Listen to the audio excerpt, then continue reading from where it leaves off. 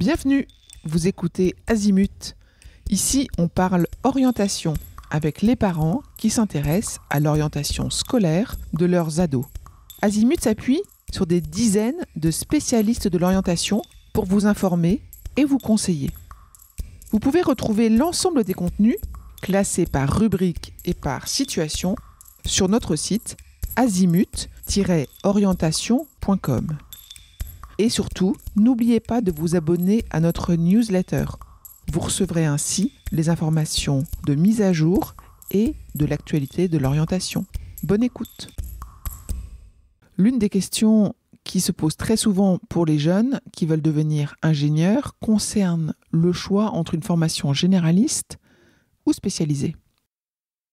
Est-ce qu'il existe des différences fondamentales au niveau des cours et des débouchés ensuite ? Et sur quels critères s'appuyer pour faire son choix ?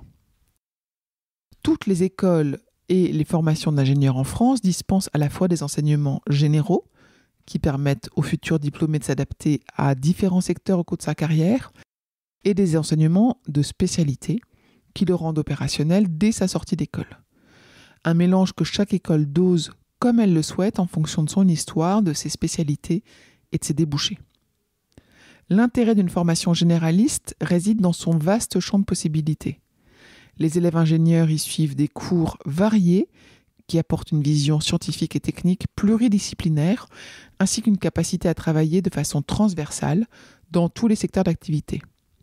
Une formation généraliste laisse le temps de découvrir les différentes orientations professionnelles existantes avant de choisir parmi les grands domaines de l'ingénierie, de l'aéronautique au génie civil, des télécoms au BTP, c'est-à-dire bâtiments travaux publics, en passant par l'environnement, l'informatique, les énergies, la production et la logistique industrielle, entre autres. L'ingénieur généraliste peut aussi exercer une grande variété de fonctions au sein de l'entreprise, de la recherche à la production, de la logistique à la commercialisation, ou encore les métiers du conseil et du support. Son expérience de la gestion de projet et sa formation transversale lui permettent de comprendre et d'interagir avec différents interlocuteurs en sachant replacer dans leur contexte économique et humain les missions qui lui sont confiées.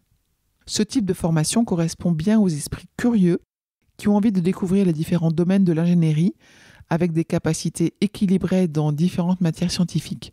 Elle permet ensuite d'évoluer ou de rebondir dans sa carrière facilement en étant bien armé et adapté à un monde en mutation permanente, ainsi qu'aux défis technologiques actuels comme du futur. Cela suppose une bonne ouverture d'esprit et un intérêt réel pour des matières variées.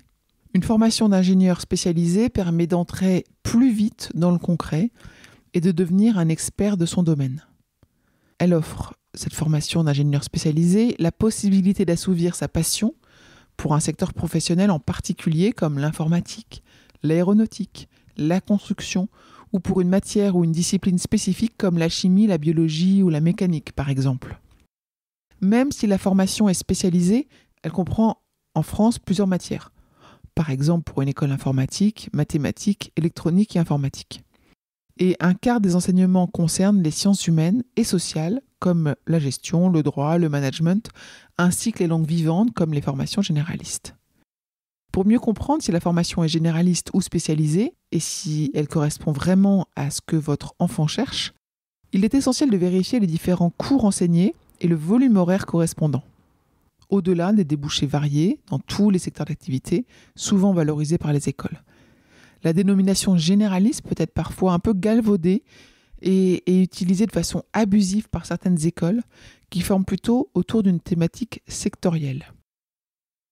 Notre conseil, c'est de profiter des journées portes ouvertes dans les écoles pour rencontrer l'équipe enseignante, les élèves, les anciens élèves. C'est le meilleur moyen de découvrir l'ADN de la formation et de vérifier si elle vous paraît en adéquation avec le projet de votre enfant.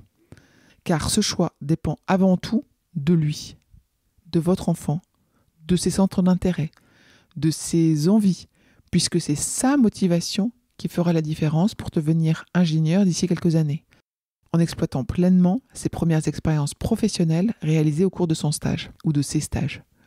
Ensuite, sa capacité à gérer ses différents postes déterminera également son profil de carrière d'ingénieur, qu'il soit généraliste ou spécialisé. Je vous retiens quelques instants. Vous écoutez peut-être sur Apple ou sur Spotify ou sur Deezer ou sur une autre application de podcast. Je voulais m'assurer que vous connaissiez l'existence de notre site azimut-orientation.com. Sur ce site, les contenus sont organisés par thématique et par situation. Ceux qui connaissent adorent et utilisent notre moteur de recherche, ce qui leur permet d'aller chercher directement le bon contenu qui correspond à leur problématique. Je vous encourage à vous y connecter et n'oubliez pas de vous inscrire à notre newsletter. Merci de votre fidélité et à bientôt.